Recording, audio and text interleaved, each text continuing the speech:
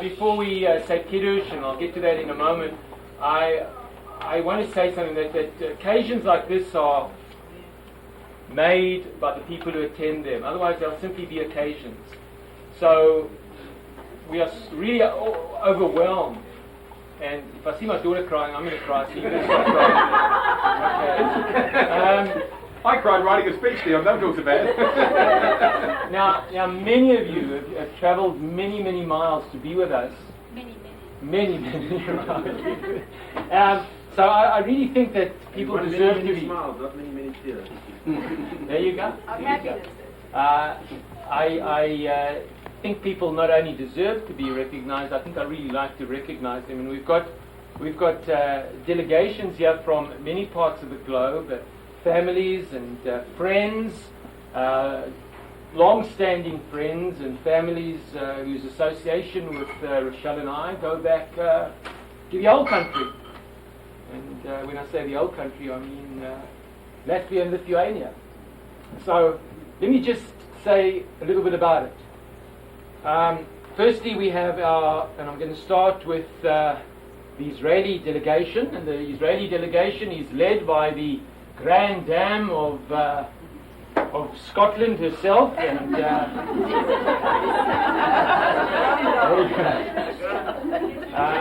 Faye Gould is Rochelle's mother.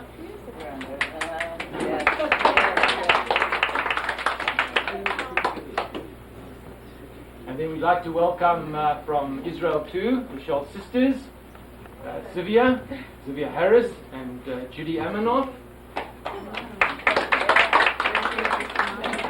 We'd like to welcome, and there he is at the back, a tall fellow over there, Gidon Harris from Moshav Manof, who is Zivia's son, and Dion and Lee's future cousin, Dion's current cousin. And sorry? He looks good in a tuxedo. He looks for Manof. When you go back and you show this, they'll be very impressed. It's got to be framed.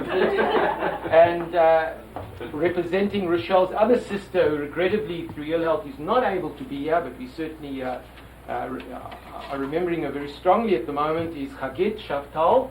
And where's Chagit? Where's Chagit? Shalom Chagit. Now, Let me show yourself in the some Rochelle's sisters are, of course, transplanted South Africans in Israel, but Gidon and Chagit are Sabras. They were born and reared in Israel. Then, and incidentally, Chagit's father is a long-time friend of mine. So he, in fact, was a reason that I met Rochelle. He was at school with me, at high school with me. He was at university with me. We did our student teaching together. So it's a long, long association. So that's our Israeli delegation. We almost feel tempted to sing Hatikva.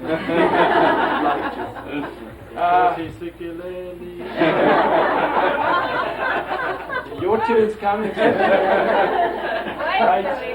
Savlanut. Yeah. You wait to get the Australian one, mate. We have a number of people here representing Australia. Our Australian delegation is led by Tony and Val Lippman, the parents of Lee. They told me that, there you go, thank you very much. Now, they were both born in London, in England, and they met on the ship going across to Australia many years ago. They've been in West Australia for a long time, in the city of Perth, and that's where Lee was born, where Lee was raised, and where, of course, he went to school. So I have a double distinction here this evening.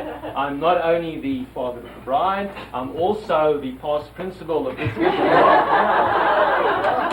and this young man, as much as I admire him and respect him, and I admire him particularly because he was a good rugby player. But in addition to, he, as all boys are apt to do, he stepped out of line. And in the old country, when you step out of line, You got whacked. I remember he came up and told me Valerie was coming around the next day to tell you off, let me tell you. I had to stop her. I had to stop her that day. Thank you. You could have been I appreciate it. Now, we also have from West Australia Val's sister-in-law and her niece, Diana and Avril Cohen. Hey. Yes, Diana and Avril. I said earlier they look like sisters. Marvelous, wonderful. Avril was a student or pupil of mine too, and Diana I certainly knew as well. I remember her son, good cricketer, David, right? Very nice. Lovely to have you here. From West Australia too, a friend of Dion's and Lee's, Debbie Saunders. There's Debbie over there. It's lovely to have you, Debbie. Debbie's from West Australia. Well, Debbie. She's working her way through the United States. Worked out very nicely for her to be here. So there's no work in Hartford. He knows about that. He knows. And then Dion's surrogate Australian mother is with us. There's Lynn.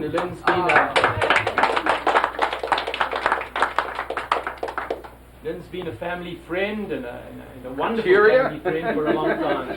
And she's travelled for the past, I don't know how many hours, and we're very, very pleased that she's able to be here and join us in this very special occasion. So we're sorry that her daughters weren't able to be here, and Alan, but we're delighted that you're here.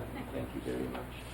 And then we have our solitary at the moment, but there's going to be added to during the course of the next few days. We have our solitary English representative, and we're very pleased to have a cousin of Valerie and Lee and Tony's here.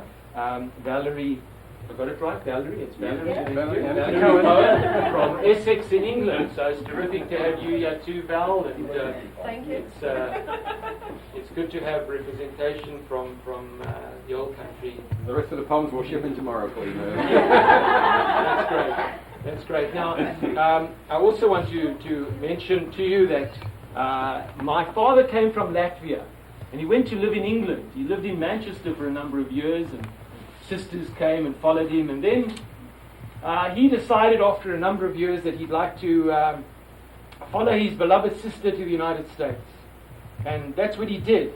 He went to Chicago, and he lived there for I don't know, 20, 25 years. He became a naturalized American citizen, and he then went to South Africa and met my mother, and he never went back. But he was a very loyal American. And he'd take me on the 4th of July every year to the consul in Cape Town, and we'd celebrate, and I became a very staunch American until I realized that I wasn't really American, I was South African, so that's the way it worked. But why I'm telling you this, and I may lose it, so you'll forgive me if I lose it. I'll get back to it in a moment. There's a story about how we found Rochelle's cousins, her paternal cousins, Rene Hergott and Blanche Siegel. It's a wonderful story. I'm not going to tell you now, but if you want to hear it, ask myself. No, I'm not going to tell it, Jeff. You ask Rochelle and certainly Sandy, and you can ask Helen, and we'll tell you a story that's quite remarkable. How we located cousins that I think we knew existed, but we certainly didn't know where they were, and we lost total touch, and it's a remarkable story. And we met them, and we found them through a chain of coincidences through Helen and through Sandy. And then we also have a school friend of Dion's. Dion's elementary school friend is here, Robin Altman from Port Elizabeth, who now lives in Los Angeles, and she's just flown back from South Africa, so she's also a little wobbly, but we're very pleased to have you here, representing Dion's elementary school friends. We also have someone representing Dion's University of Connecticut friends here from Kappa Alpha Theta. There she is, Gina. Gina's from Bristol, Connecticut, and Gina's somebody I've seen often over the past few years, and lovely to have you here, Gina. It really is. And she's one of our bridesmaids. Terrific. And I'm sorry if I'm taking a long time over this, but I really, as I said earlier, I want to recognize everybody. And then we come to the Drom Afrikanim, the South African contingent. You said it in English, please? Sounds like a Yordim. Sounds like a Yordim, the way you say it. The Drom Afrikanim. Okay, all the wonderful South Africans who have come here tonight. And I'm going to include my cousins from Stamford in the South African, although they're not. They've been here for about 15 years. I just want to include them with the group as well. You found them also. You forgot to say. Well, I'll talk about that in a moment. But Alan, my cousin, my cousin. Hey, brother. My brother. Perhaps you wish you were. He's captaining the South African team here.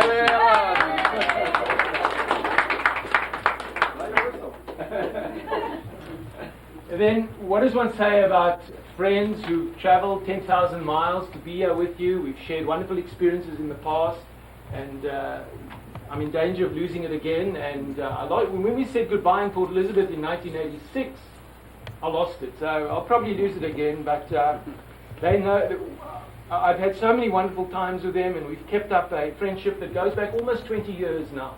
And it's an intimate friendship. It's a friendship where the bonds stay together, although we had the Atlantic Ocean and one time the Indian Ocean separating us.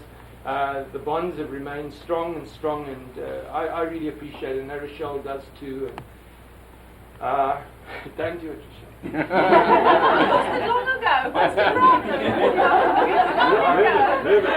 When you stood up at Theodore Herzl Yes. to say goodbye to the community, Yes. you said you're not going to refer to anybody, but you mentioned two people, Big Jules and Mr. Louis. Okay, How old were we?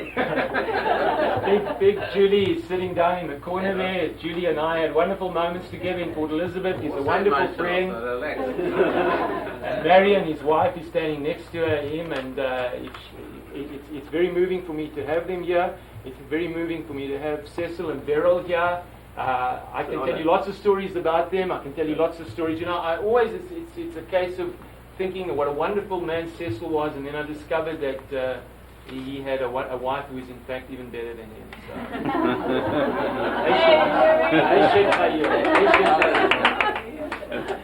And then a few years ago, so I don't want to start going on to a tangent about stories that I can relate about both, and I better not relate about Cecil and Julie.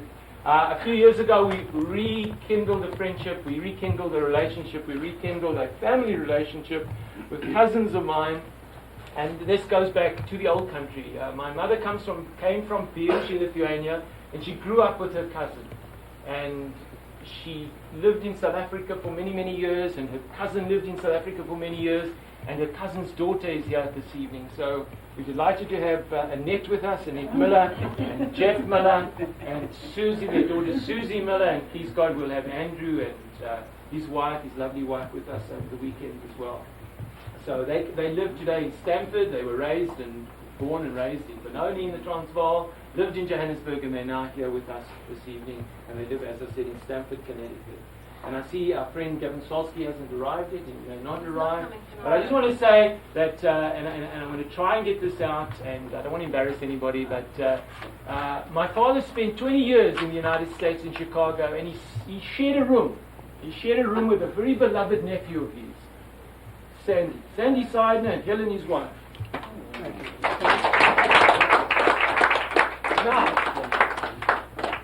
And we kept in touch.